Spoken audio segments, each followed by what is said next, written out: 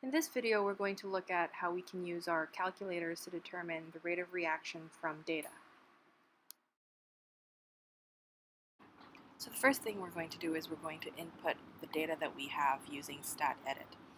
So the values for your x-axis, or the ones in the left-hand column, should go into L1, and your values for the y-axis, or the ones in the right-hand column, should go into L2. If these lists are populated on your calculator, you might want to use L3 and L4, or you might want to select L1, then press clear, and then select L2 and press clear to take away the values that are already there.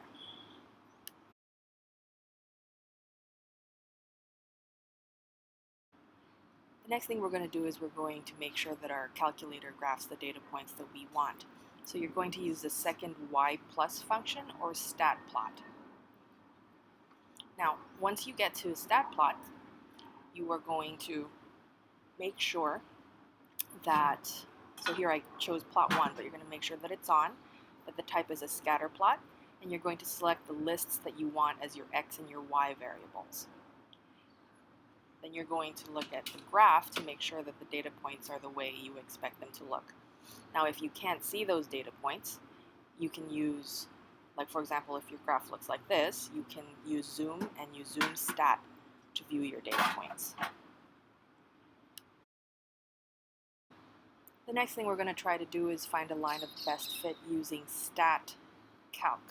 So I'm going to try to look at a quadratic regression here, selecting my x list, comma my y list, and note that the r-squared value is 0.9824. I'm going to try a couple of other relationships, so let's take a look at a cubic regression. Again, x list, comma y list, press enter, and note that the r-squared value is 0.9977, higher than the first one. I'm going to try a linear regression as well, just for fun. Again, x list, comma y list, and note that the r-squared value is much, much lower, 0.758.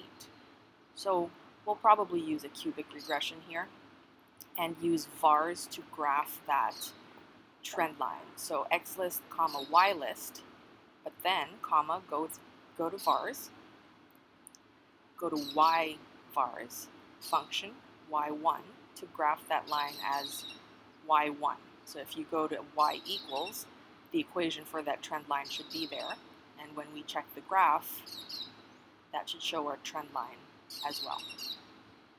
Now remember, rate of reaction is represented by the slope of our graph, so we're going to use second trace, or calc, dy dx, which is slope, and you can type in the time at which you want to determine rate, like 10 seconds, and it gives you the slope of the graph at that point. You can also use this to determine, for example, the rate at, let's say, 40 seconds, and it gives you the rate there as well. Now, because rate is slope, remember that the units for your reaction rate will be the units on your y-axis over the units on your x-axis. So I hope this video helped you use your calculator in order to determine rate of reaction using data.